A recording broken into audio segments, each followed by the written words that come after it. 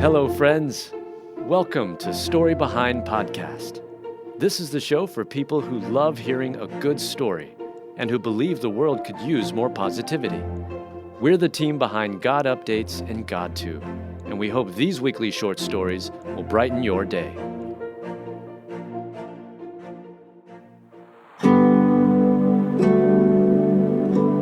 Pool drowning warning issued by grieving mom after son is gone in mere seconds. Written by Mel Johnson.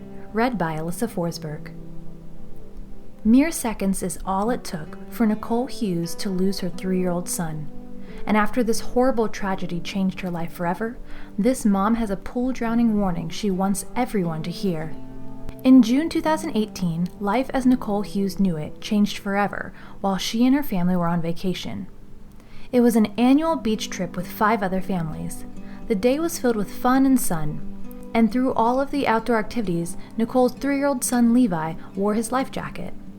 "I have always taken water safety seriously," Nicole explains. "In each of the pictures I have of my son's final day, he is wearing a life jacket. Flying a kite with his dad, life jacket. Eating M&Ms in a beach chair, life jacket." After dinner, the families were waiting until the sun went down so they could go crab fishing. Levi was sitting on the couch watching TV with the other kids. The adults were in the room talking and cleaning up. 10 adults, including myself and my husband, were in the room. We were not on our phones or drinking, Nicole explains.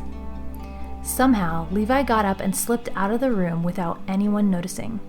Levi was gone for such a short amount of time that we didn't even know he was missing, Nicole recalls. Nicole had just split a brownie with Levi. In fact, she was still chewing the other half of the brownie when she looked over the balcony and spotted her 3-year-old son face down in the bottom of the pool. Nicole immediately jumped into the pool to retrieve her son. Friends and family joined in, doing their best to revive Levi. We had 6 physicians on our trip, including my own husband. If Levi could have been saved by desperation, skill, and love, he would still be here, Nicole says. Even with the immediate reaction and medical attention, Levi couldn't be saved. And what stood out to Nicole was just how quickly it all happened. As Nicole started researching pool drownings, the facts she discovered stunned her. Drowning is the leading cause of death in children ages 1 to 4, and 69% of the children who drown are not expected to be swimming, yet they are found in the water, and a child can drown in less than 1 minute. Nicole says she's always been aware that drowning was a potential danger. That is the reason she used life jackets, swim lessons, and close supervision while swimming. But why did I not know about the dangers of drowning during non-swimming times? How did I not know it took less than 1 minute, she now asks. The more research Nicole did on pool drownings, the angrier she became. Why is my mom brain filled with internal debates about screen time, organic fruit, and sunscreen free of oxybenzone? I still cut my 9-year-old's grapes. I buy DHA milk. I worry that the hours of YouTube my kids watch will prevent them from being functioning adults one day, Nicole realized. These are the topics that are pushed in my direction. This grieving mom isn't trying to push the blame of her son's death off her own shoulders, but she does want to ensure other parents are aware of these startling facts before tragedy has a chance to strike again. And now, Nicole Hughes is giving her pain a purpose.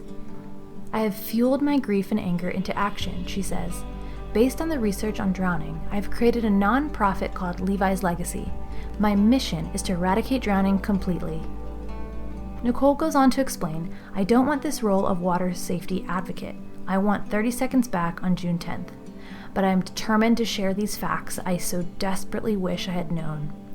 Nicole is hoping Levi's story will encourage the American Academy of Pediatrics to make a bigger push to get the pool drowning statistics in front of parents.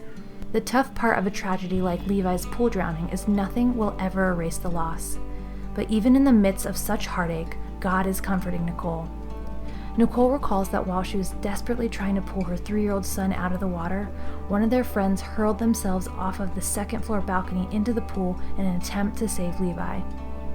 The courageous act sent a powerful message to Nicole when she needed it most. "From the very beginning, I have not been alone in this journey. It was my first gift of beauty in the midst of tragedy," she says. In the heart-wrenching moments of despair as her friends tried to revive Levi, Nicole spotted another powerful sign. When I opened my eyes and looked toward the ocean, I saw a patch of rainbow, its bright colors stretched vibrantly against the darkening evening sky. There was no light anywhere in the expanse of gray, except for these gleaming colors, smeared and incomplete, like a child's finger painting. It reminded Nicole how important relationships are, and the outpouring of support she and her family have received since Levi's drowning keeps reminding them they are not alone. So instead of letting the grief consume her, Nicole is choosing to live a purposeful life. My love for Levi will last forever, and so will my grief, she says. But if grief must be my lifelong burden to carry, I hope to lessen its weight through the beauty of connections with others. You can learn more about Levi's story and Nicole's water safety mission at Levi's Legacy or on Facebook.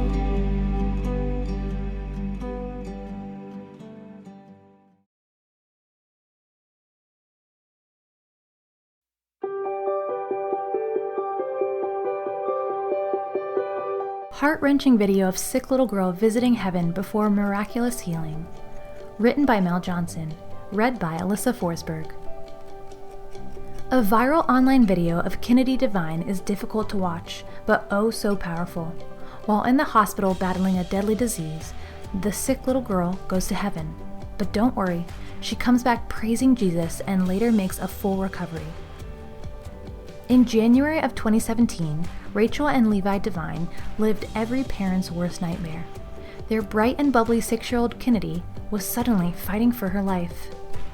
Somehow, the little girl contracted bacterial meningitis, an infection causing inflammation of the membranes surrounding the brain and spinal cord. This is a serious disease that can be deadly in just a matter of days. It requires immediate antibiotic treatment, otherwise severe side effects like brain damage or even death are likely. Rachel and Levi sat in the hospital with their very sick little girl, most likely fearing the worst. Meanwhile, a call to friends and family went up on Facebook, asking everyone to pray and help out in any way they could. In order to definitely diagnose bacterial meningitis and identify which strain of bacteria is to blame, doctors needed to collect cerebrospinal fluid. This meant a spinal tap for poor Kinnady.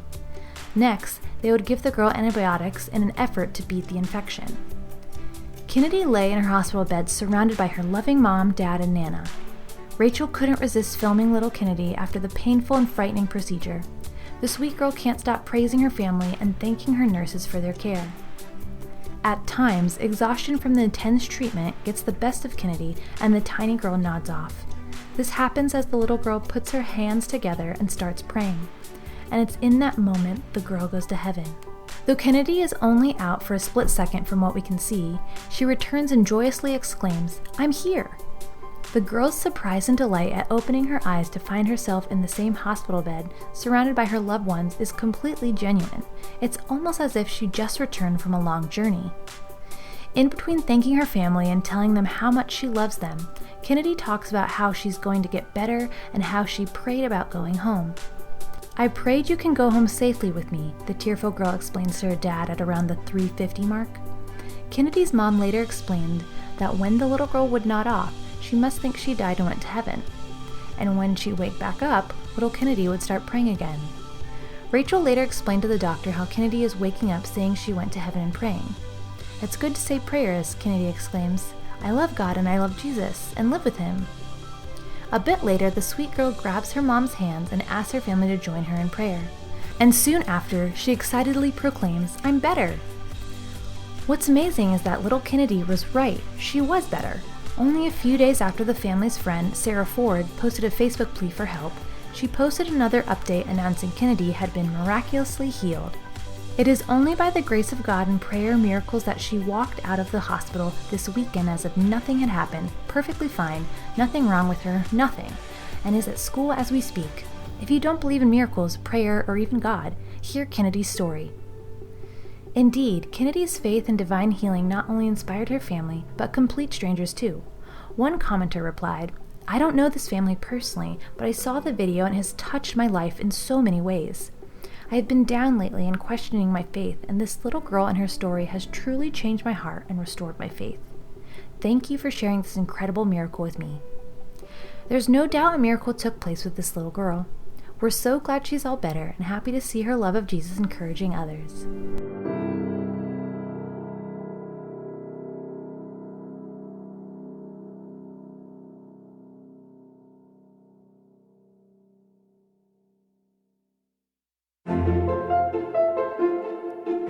Thank you so much for listening to Story Behind Podcast. We're really glad you joined us for this week's story. To see photos and videos that may have been referenced in this episode, check out the links in the show notes. And if you enjoyed what you heard today, subscribe to our podcast, and please tell a friend about us. We'd also love it if you'd rate us and leave us a review. It really does help more people find us. Story Behind is a Salem Web Network production.